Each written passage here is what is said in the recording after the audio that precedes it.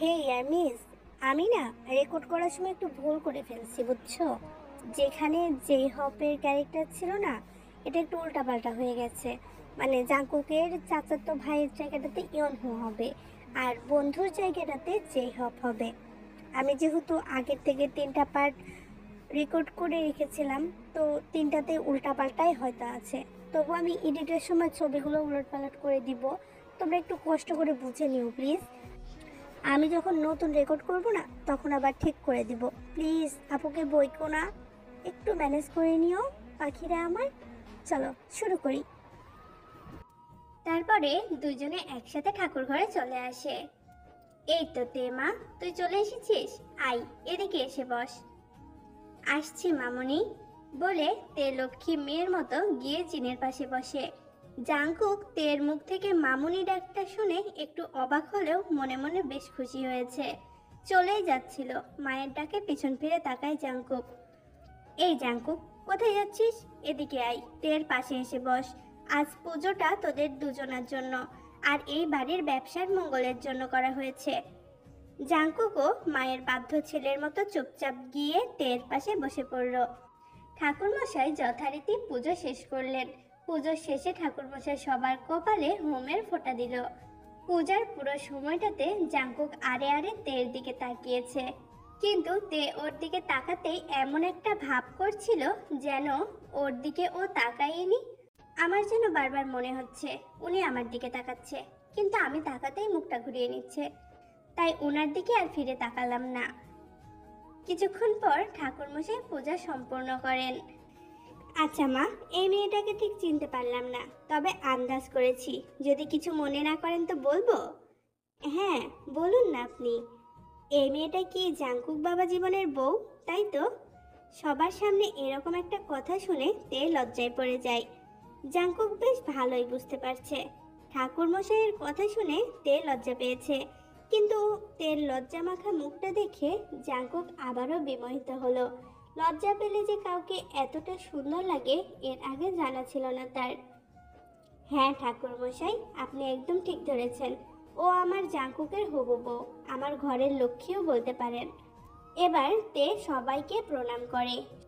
সবশেষে জাংকুকের সামনে এসে দাঁড়ালো। জাংকুককে প্রণাম করতে যাবে, ঠিক তখনই জাংকুক ফোন বের করে কারোর সাথে কথা বলতে বলতে বেরিয়ে গেল। আর তে বোকার মতো ওর যাওয়ার দিকে তাকিয়ে রইল। আরে তে, তুমি কিছু মনে করো না। জাংকুক একটু ওই রকমই, কারোর প্রণাম নেয় না, আর না কাউকে সে প্রণাম করা পছন্দ করে। সেটা তো ওনাকে দেখলেই বোঝা যায়, কিন্তু সবার সামনে ছোট করার কি দরকার ছিল? সবাই বেরিয়ে যেতে মামনি আমার সামনে এসে হাতে এক বক্স মোমবাতি আর একটা দেয়াশালাই বক্স দিয়ে বলল, যা ছাদে গিয়ে মোমবাতিগুলো জ্বালিয়ে আয়, আর ছাদে কিছু প্রদীপও আছে, সেগুলোও জ্বালিয়ে দিস। হ্যাঁ রে তেমা, তুই পারবি তো, নাকি জিমিনকে পাঠাবো? না না মামুনি, আমি পারবো, বলেই ছাদে চলে এলাম। গিয়ে মোমবাতিগুলো খুব সুন্দর করে বসে একটা একটা করে জ্বালাতে শুরু করলাম। আসলে আমাদের গল্পের হিরো মানে জাংকুকদের কলকাতায় দুটো বড় বড় মিষ্টির দোকান আছে, আর তার সাথে একটা বড় ক্যাফে আর একটা রেস্টুরেন্টও আছে।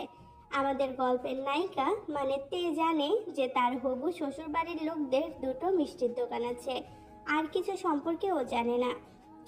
দোকান থেকে ঘোষবাবু ফোন করেছে, সেই জন্যই জাংকুক ছাদে এসেছে কথা বলার জন্য, কারণ বাসার ভেতরে নেটওয়ার্ক প্রবলেম। ছাদের দরজার কাছে আসতেই আমি অবাক হয়ে গেলাম। তে এখানে বসে মোমবাতির প্রদীপ জ্বালাচ্ছে, আর ওর কাপড়ের আঁচলটা হাওয়াতে উড়ে পিছনের একটা প্রদীপের উপর গিয়ে পড়েছে। আস্তে আস্তে আঁচলটাতে আগুন লেগে যাচ্ছে। আমি ওর দিকে ছুটে যেতে যেতে বললাম, তে, তোমার শাড়িতে আগুন লেগেছে। তে এক মনে প্রদীপ জ্বালাচ্ছিল, হঠাৎ তখনই পেছন থেকে জাংকুকের গলা শুনতে পায় তার শাড়িতে নাকি আগুন লেগেছে। দেখবার জন্য পিছনে তাকাতে ভয়ে কেঁদে ফেলে তে। জাংকুক ছুটে গিয়ে ওকে তুলে টেনে এনে ছাদের একটা কোলের সামনে দাঁড় করিয়ে দেয়। তারপর ওর বুকের ওপর থেকে এক টান দিয়ে শাড়িটা খুলে কলের নিচে ফেলে দেয়। আস্তে আস্তে আগুনটা নিভে যেতেই রেগে তেকে কিছু বলতে ওর দিকে তাকাতেই জাংকুকের মধ্যে আগুন লেগে গেল।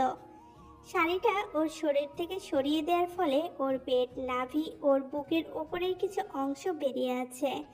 যেদিকে আমার চোখ আপনা আপনিই চলে গেল। ওর বুকের খাঁচে একটা ছোট্ট লাল তিল আছে, যেটা আমায় বাধ্য করছে ওর দিকে তাকাতে। সবকিছু এত তাড়াতাড়ি হয়ে গেল যে তে কিছু বুঝে উঠতে পারছে না। কিছুক্ষণ পর তে খেয়াল করলো জাংকুক ওর দিক থেকে মুখ ফিরিয়ে নিয়েছে। তে কিছু না বুঝতে পেরে নিজের দিকে তাকাতে দেখতে পাই ও এই অবস্থায় জাংকুকের সামনে আছে। তাড়াতাড়ি করে শরীরে কাপড়টা পেঁচিয়ে নেয় আর বলে, ধন্যবাদ। ব্যাস, ওর মুখে এই কথাটাই জাংকুককে রাগানোর জন্য যথেষ্ট ছিল। ঘুরে ঠাটিয়ে একটা চড় বসিয়ে দেয় তের গালে। তে আর কিছু বলার আগেই জাংকুকের হাতে ভারী একটা চড় এসে পড়ল তের গালে। কিছু না বুঝতে পেরে ছলছল চোখে জাংকুকের দিকেই তাকিয়ে রইল। এই, তুমি কি ছোট বাচ্চা? যথেষ্ট বড় হয়েছ, নিজের ভালো মন্দ বোঝার ক্ষমতাও আছে, তাহলে এরকম একটা দায়িত্বহীন কাজ তুমি কি করে করলে? যে কাজ করতে পারো না সেই কাজ করতে আসো কেন? তোমার বাবা যে তোমাকে আমাদের বাড়িতে রেখে গেছে আমাদের দায়িত্বে, উনি কাল যখন তোমায় নিতে আসবে তখন দেখবে ওনার মেয়েকে আমরা কি অবস্থায় রেখেছি, আর তখন উনি আমাদের সম্পর্কে কি ভাববে? যে আমার মেয়ের একদিনের দায়িত্ব নিতে পারলো না এরা। এখানে আমাদের ফ্যামিলির বদনাম হবে, আর আমি থাকতে সেটা কোনো দিনও হতে দেব না।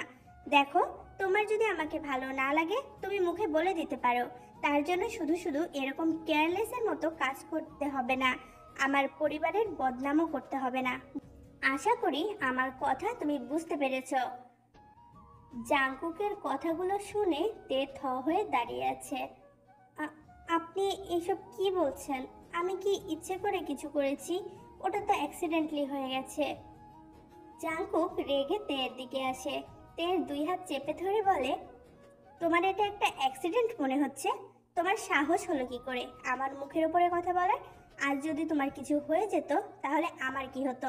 একবারও তো ভেবেছো এটা? আর তুমি আমার মুখে মুখে তর্ক করছো এখানে দাঁড়িয়ে। এত সব কিছুর পরেও জাংকুকের বলা কথাটা তের কানে বাজতে লাগলো। যদি আমার কিছু হয়ে যেত তাহলে ওর কি হতো? আচ্ছা, যদি সত্যিই আমার কিছু হয়ে যেত তাহলে কি ওর কিছু এসে যেত? মনে মনে ভাবছে তে। জাংকুক, ছাড়ুন আমাকে, আমি তো বললাম আমি বুঝে শুনে কিচ্ছু করিনি। জাংকুক রাগে গজগজ করতে করতে তেকে ছেড়ে দিয়ে ছাদ থেকে নেমে চলে আসে। এখন মনে হচ্ছে ইয়ন মিনি ঠিক বলেছিল, কথায় কথায় রাগ দেখায় আর যাকে তাকে চড় মেরে দেয়। ইয়া আল্লাহ, আমি কি সারা জীবন এই ছেলেটাকে সামলাতে পারবো?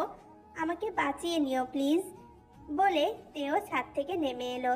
তারপর জিমিনের ঘরে গিয়ে চেঞ্জ করে একটা কুর্তি পরে নেয়।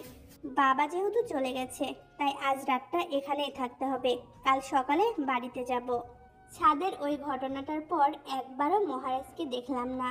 সন্ধ্যাবেলায় সবাই বসে নিচে আড্ডা দিচ্ছিল, আমিও ওদের সাথেই গল্প করছিলাম। তখনই মামনি আমার কাছে এসে বলল, তে মা, এই কফিটা একটু জাংকুকের ঘরে দিয়ে আয় না রে মা।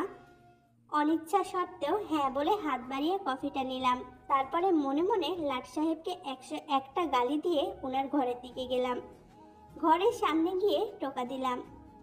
জাংকুক ল্যাপটপে কাজ করছিল, হঠাৎ দেখলো কেউ দরজায় টোকা দিচ্ছে। না দেখেই বলে, কফিটা দিয়ে যাও ভেতরে। এই রে, আবার কফি দিতে গেলে না একটা চড় বসিয়ে দেয়। মনে সাহস জুগিয়ে ঘরের মধ্যে ঢুকে দেখলাম লাট সাহেব সোফায় বসে ল্যাপটপে কি যেন করছে। আমি আর কোনো কথা না বাড়িয়ে সামনের টেবিলে কফিটা রেখে চলে আসছিলাম। ঠিক তখনই জনাবের ডাক পড়ল। তে শোনো, তখনকার ব্যবহারের জন্য সরি। আসলে তখন আমার মাথাটা একটু গরম হয়ে গিয়েছিল, তাই ওইটা করে ফেলেছি। তুমি একটু এখানে বসো। কথাটা বলে জাংকুক উঠে চলে গেল। এ কি ছেলে নাকি গিরগিটি? মিনিটে মিনিটে রং বদলাচ্ছে। এই মারে তো এই ভালোবাসা দেখায়, আজ তোমাকেও দেখাবো এই তে কি জিনিস। জাংকুক একটা অয়েন্টমেন্ট নিয়ে তের দিকে এগিয়ে গেল আর বলে, দেখি কোথায় লেগেছে। তে আর চুপ করে থাকতে পারলো না, মাথাটা রাগে জ্বলে উঠল। দেখুন, এসব শুকনো খাতির একদম দেখাবেন না। কিছুক্ষণ আগে মেরে এখন আবার সেবা দেখাচ্ছেন? আমার কোনো দরকার নেই আপনার সেবার। দেখো, আমি আজ অবধি কাউকে মেরে সরি বলিনি, একমাত্র তোমাকেই বললাম, আর তুমি আমাকে এইসব বলছো? না না, আমি তো আপনাকে এখন পুজো করব, তাই না? আর সরি বলে তো আপনি মহাভারত অশুদ্ধ করে ফেলেছেন। লজ্জা করে না একটা মেয়ের গায়ে হাত তুলতে? ব্যাস, অনেক বলেছো। এবার নিজের মুখটা দয়া করে বন্ধ করো আর আমাকে ঔষধটা লাগাতে দাও। দূর হয়ে যান বলছি। আপনার সাহস কি করে হয় আমায় চর মেরে আবার ঔষধ লাগাতে আসেন? Just stop. আমি অনেকক্ষণ থেকে তোমার আলতু ফালতু কথাবার্তাগুলো শুনে যাচ্ছি। তুমি যদি আর একটা কথা বলো তো মুখ কি করে বন্ধ করতে হয় আমি খুব ভালো করে জানি। হ্যাঁ জানি তো, আবারও একটা চর মেরে দেবেন? ওটাই তো পারেন আপনি। আপনার বাড়ির লোক আপনার এই চিৎকারের মারের ভয় পায়, আমি না। আর কিছু তো পারেন না, শুধু পারেন।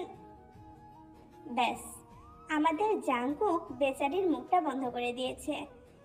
জাংকুক এক টানা 10 মিনিট ধরে তের ঠোঁটে কিস করে, আর তে সোফায় বসে হাত পা ছুটতে লাগলো। তাই ওর হাতটা পেছনে চেপে ধরে জাংকুক, আর তার শরীরের সমস্ত ভার ওর ওপরেই ছেড়ে দেয়। আমি আর কি করব, শয়তানটার সাথে শক্তিতে না পেরে নিস্তেজ হয়ে গেলাম, আর আমিও জাংকুকের কিসটা অনুভব করতে লাগলাম। প্রায় 10 মিনিট পর জাংকুক আমাকে ছাড়লো, আর আঙ্গুল দিয়ে ঠোঁট মুছতে মুছতে আমার দিকে তাকিয়ে বলল, দেখেছো তো, যারা বেশি কথা বলে জাংকুক তাদের মুখ বন্ধ করতে জানে। আমার শরীর এখনো কাঁপছে। এটা ছেলে না আস্ত একটা রাক্ষস? আমি ভালো মতোই বুঝতে পারছি যে আমার ঠোঁট দুটোর 12টা বাজিয়ে দিয়েছে। রাগও হচ্ছে, আবার কিছু বলতেও পারছে না। কি হলো, এতক্ষণ তো বেশ কথা বলছিলে, এখন মুখটা এরকম বন্ধ হয়ে গেল কেন? অসভ্য কোথাকার! বলে উঠে দাঁড়িয়ে এক দৌড়ে নিচে চলে যায় তে। নিচে এসে দেখে হল রুমে সবার সাথে দুটো ছেলে বসে আছে। তে নিচে নামতেই জিমিন তের কাছে এসে বলে, আরে তে, তুমি চলে এসেছো? এদিকে এসো, পরিচয় করিয়ে দিই। এটা হলো বোগম, আর এটা হলো জেইহব। ওরা জাংকুকের খুব ভালো বন্ধু। আর তোমাদের সাথেও পরিচয় করিয়ে দিই, এটা হলো জাংকুকের হবু বউ, কিম তেহিয়ং। তোমাকে দেখে মনে হয় তুমি আমাদের থেকে ছোটই হবে, তাই যতদিন না বিয়ে হচ্ছে তোমাকে তে বলেই ডাকবো। বিয়ের পরে না হয় বৌদি বলে ডাকবো। কি বলবো বুঝতে পারলাম না, তাই বললাম তোমরা আমাকে সবসময় তে বলেই ডাকতে পারো। আরে চিন্তা করো না, আমি তোমাকে তে বলেই ডাকবো। আগেই বলে রাখি, জাংকুকের দুটো বন্ধুর মধ্যে বোগম একটু অন্যরকম। মানে ও একটু মেয়েদের সঙ্গ ভালোবাসে, এক কথায় বলা যায় মেয়েতে আসক্ত। তাই জাংকুকও পছন্দ করে না বোগম ওদের বাড়িতে আসুক। কিন্তু জেইহব আসার কারণে বোগমও চলে এসেছে। লাট সাহেবের এই বন্ধুটা যেন কিরকম একটা, মানে কেমন একটা বাজে নজরে তাকাচ্ছে। কিন্তু আশেপাশে সবাই থাকাতে কাউকে কিছু বুঝতে দিলাম না, নর্মালভাবেই কথা বললাম। কিছুক্ষণ পর ইয়নমিন এসে বলে উঠল, আজ বোগম কাকাই জেহব কাকাই এসেছে, আর কাম্মা ইয়নহু কাকাইও আছে, তাই আজ লুকোচুরি খেলা হবে। আচ্ছা, একটা কাজ করো, ছোটরা সবাই লুকোচুরি খেলো, আর আমি বড় কাকিমণি ছোট কাকিমণি রান্নাঘরে যাচ্ছি, রাতের খাবারটা করে ফেলি। এই দিদি ভাই দাঁড়াও, আমিও যাব তোমাদের সাথে। একদম না, তুই একদিনের জন্য আমার বাড়িতে এসে রান্না করবি? একদম না, তুই যা, ওদের সাথে খেল। তারপর ইয়নমিনের জোরাজোরিতে শেষে রাজি হতে হলো। এবারে কথা হচ্ছে চোর কে হবে। আমি চোর হব, তোমরা সবাই লুকাও। তাই সবাই তাড়াতাড়ি করে লুকোতে চলে গেলাম, আর ইয়নমিন আমাকে টেনে নিয়ে গেল উপরে। আরে ইয়নমিন, তুই আমাকে এদিকে কোথায় নিয়ে যাচ্ছিস? ওইদিকে তো তোর কাকাইয়ের ঘর। হ্যাঁ গো কাম্মা, ওই জন্যই তো নিয়ে যাচ্ছি। কাকাইয়ের ঘরে লুকোলে অভ্র কাকাই খুঁজতে আসবে না। তে ওকে থামিয়ে দিয়ে বলে, একদম না, ওর ঘরে আমরা একদম লুকোবো না, তার থেকে বরং এই ঘরটাতে লুকোই। আচ্ছা ঠিক আছে চলো। এদিকে বোগম তেকে খুঁজে বেড়াচ্ছে। তে কোথায় গেল? এই লুকোচুরি খেলাটা তো একটা বাহানা মাত্র, আমার আসল উদ্দেশ্য ওকে ছুঁয়ে দেখা। মনে মনে কথাগুলো ভাবতে ভাবতে উপরে গিয়ে দেখে জাংকুকের রুমের পাশের রুমটাতে তে আর ইয়নমিন দাঁড়িয়ে আছে। এদিকে জাংকুক অনেকক্ষণ ধরে কাজ করতে করতে গলাটা শুকিয়ে এসেছে। জল খাওয়ার জন্য বোতলটা হাতে নিতে দেখে বোতলে জল নেই, তাই জল আনার জন্য কাকিমণিকে ডাক দিতে গিয়ে মনে পড়লো এখন তো সবাই রান্নাঘরে আছে, রান্না করছে। যাই, আমি নিজেই নিয়ে আসি। ধুর বাবা, সব কোথায় লুকোলো, কাউকেই খুঁজে পাচ্ছি না। একবার দাদা ভাইয়ের ঘরের দিকে গিয়ে দেখবো, ওখানে থাকবে হয়তো সবাই। বোগম গিয়ে ইয়নমিন আর তের পিছনে দাঁড়ায়, আর সুযোগ খুঁজতে লাগে তেকে ছোঁয়ার। আসতে দেখে ইয়নমিন কিছু না বুঝেই তেকে ধাক্কা দিয়ে ফেলে। আচমকা ইয়নমিনের ধাক্কা সামলাতে না পেরে পড়েই যাচ্ছিল। ঠিক তখনই বোগম তেকে ধরে ফেলে। সুযোগটা পেয়ে আর মিস করেনি সে। এদিকে বোগম কখন এসে তের পিছনে দাঁড়িয়েছে তে সেটা জানে না।